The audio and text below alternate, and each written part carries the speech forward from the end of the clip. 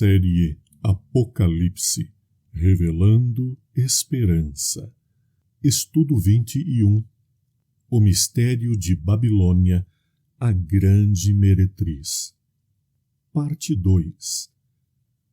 O Apocalipse apresenta outra figura de degradação religiosa para ilustrar Babilônia mística. Vejamos então que outra figura de degradação Deus apresenta para a igreja caída em apostasia. Apocalipse 17, 1-5. E veio um dos 7 anjos que tinham as 7 taças e falou comigo, dizendo: Vem, mostrar-te-ei a condenação da grande prostituta, que está assentada sobre muitas águas, com a qual fornicaram os reis da terra, e os que habitam na terra se embebedaram com o vinho da sua prostituição.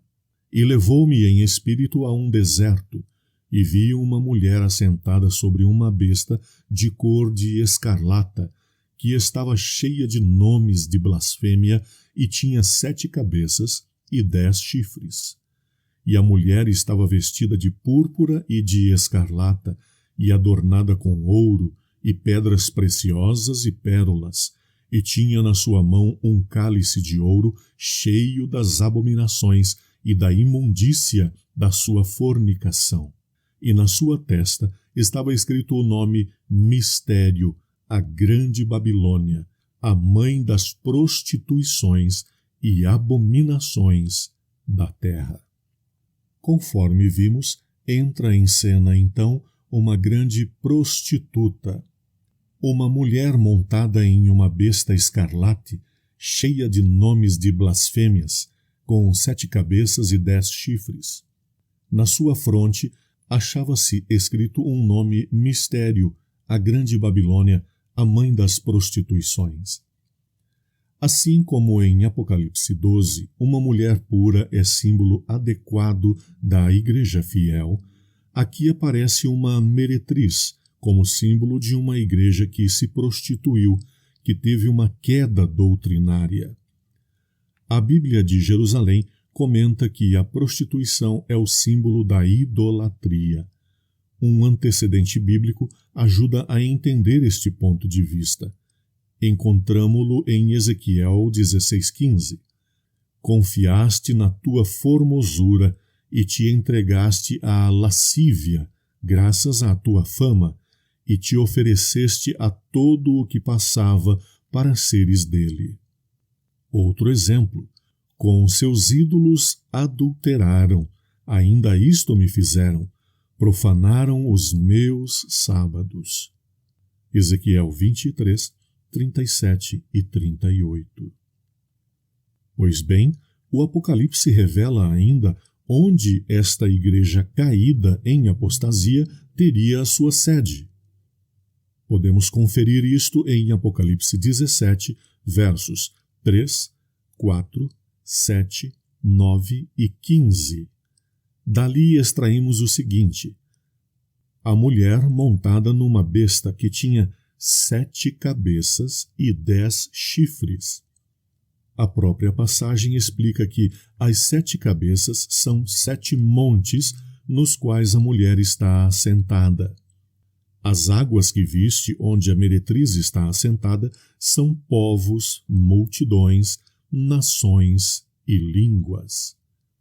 Esclarecendo, as 7 cabeças são as 7 colinas de Roma. Comentário da Bíblia de Jerusalém, de Apocalipse 17:3. A besta, Roma, leva sentada sobre si uma igreja prostituída, o que dá a entender claramente que teria sua sede em Roma, a cidade dos 7 montes. Outra revelação que nos faz Deus neste capítulo de Apocalipse é que essa igreja de Roma seria católica. Católica quer dizer universal, pois estava sentada sobre muitas águas, que significam povos, multidões, nações e línguas. Apocalipse 17:15. Alguns estudiosos da Bíblia Sagrada, ao analisar Apocalipse 17, 3 e 4, pensam que ali está falando do purpurado ou cardinato, o corpo de cardeais da igreja.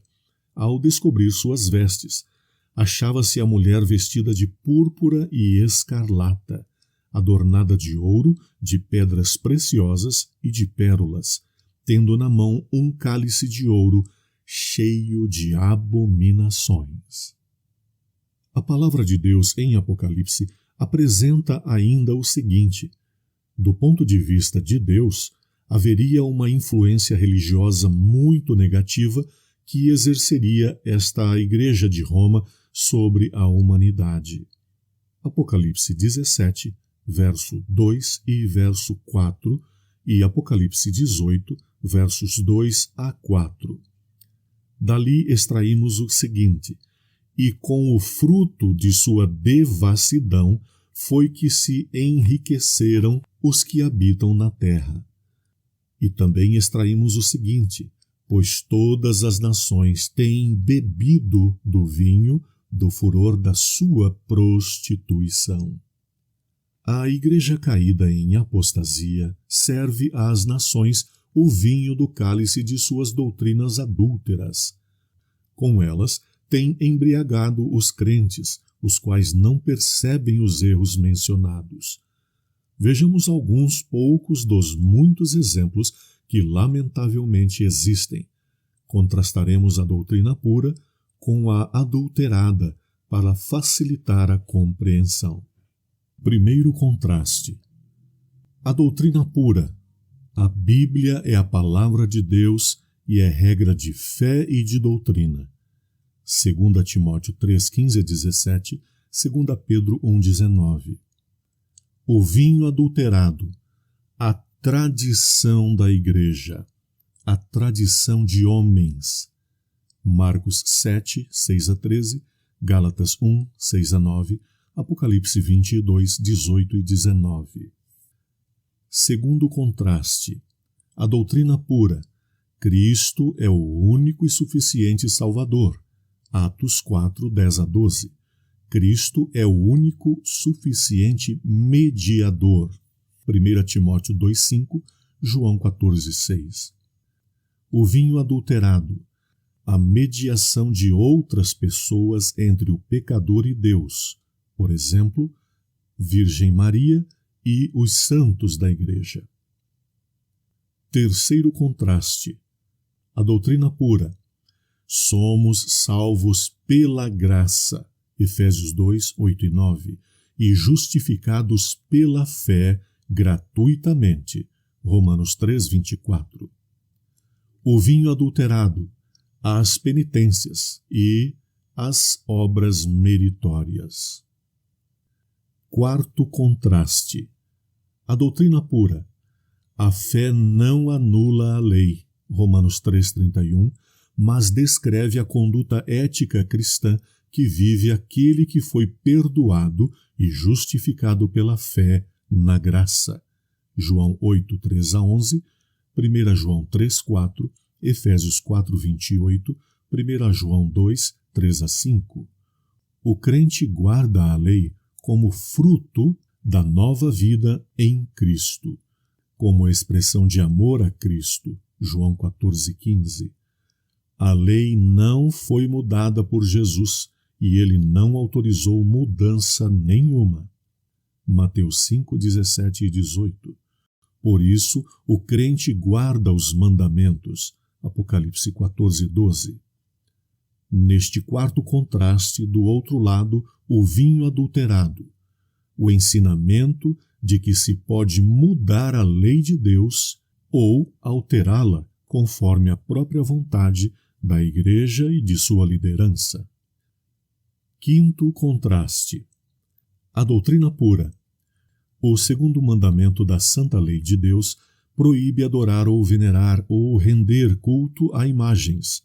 Êxodo 20, 4 a 6. Há muitíssimas declarações bíblicas que falam que é irracional pedir auxílio e render culto a objetos inanimados. Isaías 44, 9 a 20, 46, 8 a 10. Deus disse que não quer ser adorado através de imagens. Isaías 42, 8 e 17. Ele é espírito e pede um culto espiritual.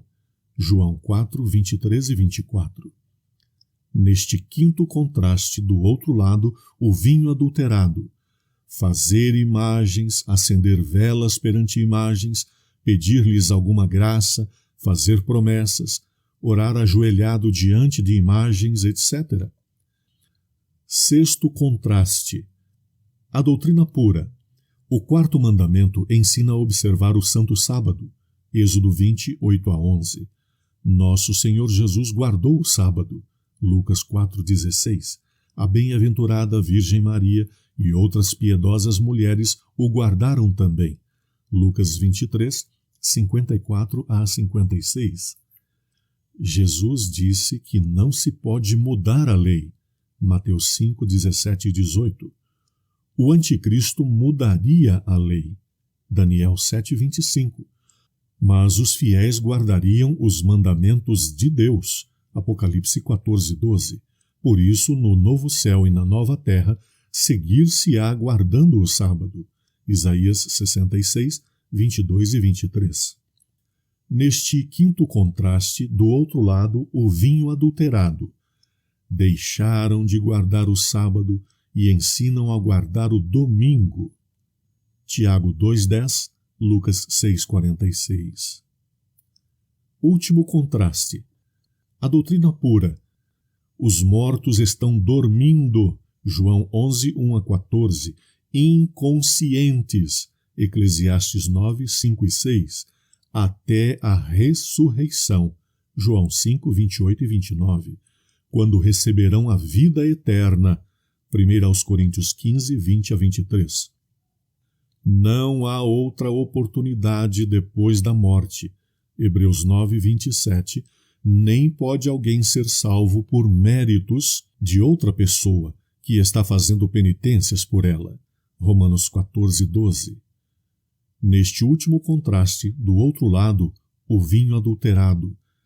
As doutrinas do purgatório, das indulgências, etc., derivadas da ideia errônea de que os mortos continuam vivendo, ou seja, da inaceitável doutrina da imortalidade da alma. Não há nome mais bendito cá na terra ou lá no céu do que o nome santo eterno de Jesus amado meu. Nome santo ele é, sim, nome doce eterno, veio à terra dado por meu Deus. Vieram anjos do céu e anunciaram Jesus, e na treva fez-se luz. Oh, minha alma canta alegre, canta pois o seu amor, e anuncia o doce nome, propagando seu amor. Nome santo ele é, sim, nome doce eterno, veio à terra dado por meu Deus. Vieram anjos do céu e anunciaram Jesus, e na treva